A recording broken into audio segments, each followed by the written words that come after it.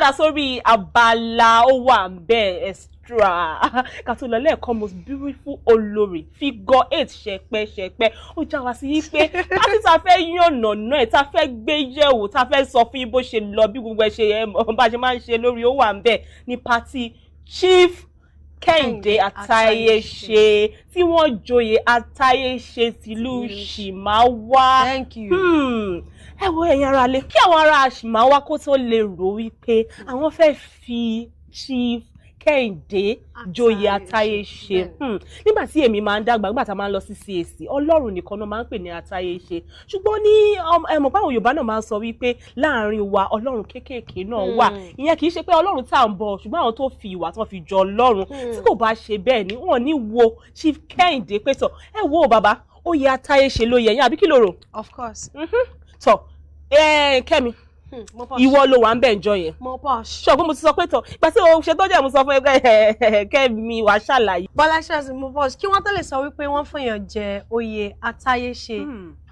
Ẹ̀yin àgbàlagbà náà lè máa ń sọ wípé àti bí pẹlẹbẹ báyìí lèèyàn ti mọ́lẹ̀ jẹ àti kékeré ni wọ́n ti máa wo àwọn ìwà yẹn àwọn ìwà bí kéèyàn rí nǹkan bí kan kó pé kíní yóò da kò tọ́ síbi báyìí kì í ṣe kéèyàn rí nǹkan kó fojú fò ó kéèyàn àwọn nǹkan bóyá àwọn nǹkan bí ìdọ̀tí àbá àwọn nǹkan tó yẹ kó tọ́ àbí kọ́ ipá mọ́ èké àwọn ọ̀dọ́ ló ń jà kí wọ́n ti sọ pé òkè ìwọ má ṣe báyìí kọ́ ṣe gbogbo nǹkan tó bá wà ní agbára wọn láti lè settle ìjà yẹn ẹ mọ́ra àwọn nǹkan bẹ́ẹ̀ yẹn mo posh tó bá rí nígbà tí wọ́n kọ́kọ́ bẹ̀rẹ̀ lọ́wọ́ àárọ̀ tí wọ́n bẹ̀rẹ̀ pẹ̀lú àṣà àti ṣe ìyẹn tilẹ̀ Yorùbá ìyẹn tiwantiwa tilẹ̀ Yorùbá ẹ̀yọ̀ gan jáde.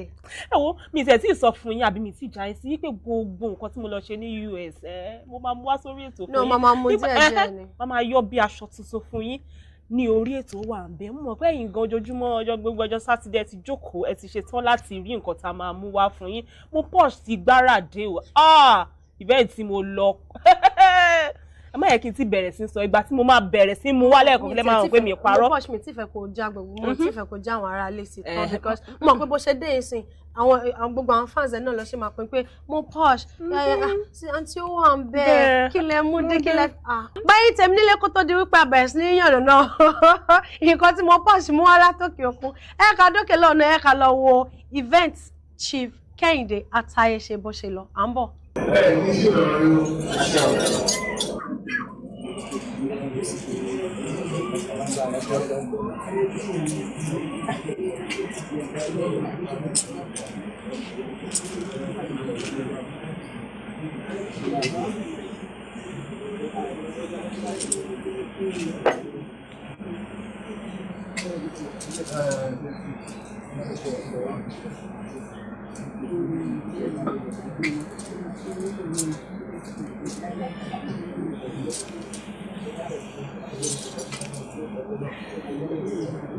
Ìmọ̀ ìrèlé o, onímọ̀ ẹ̀ o. Àṣẹ ìrèlé ló wá fún ìlọ ẹnu bàbá ẹ̀ lálẹ́ o. Àṣẹ ó ti fi pọ́n kó ẹ̀ lọ́rùn. Àṣẹ wà wọ́n níjà lọ́rùn. Àṣẹ àwọn yìí o. Ọ̀gbá ló ń wọ́n sọ yìí o.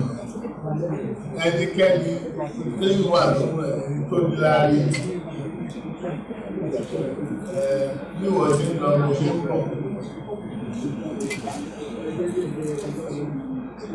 Kí ó jẹ́ ọmọ lẹ́gbẹ̀ẹ́ yìí lórí àwọn ọmọ ní sọ wọ́n ti wípé tẹ́lẹ̀ ọ̀nà boys ni wọ́n jọ fún ẹ̀kẹ́yìn ònìyàn lọ́rùn òní sí àṣìṣe lọ́jọ́ ayé tiẹ̀ ẹni tó jẹ́ náà ti ọwọ́ ní oṣù náà ìrè inú bàbá ìgbà mi ò tí ì ṣe àwọn ìrìnlẹ̀ ohun tó bá dáwọ́ lé ohun tó lè jẹ́ bá nǹkan kí nǹkan tó bá dáwọ́ lé láti lọ kiri ló máa já sí. Wà á rí oríire nínú ẹ̀. Wà á rí gbùgbù ẹ̀.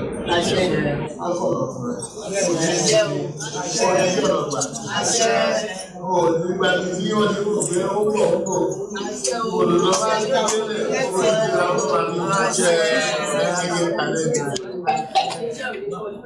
Tó láyé ṣe Òṣùmá wá. Tó ìgbìyànjú náà nìyí o. Tó ilé o.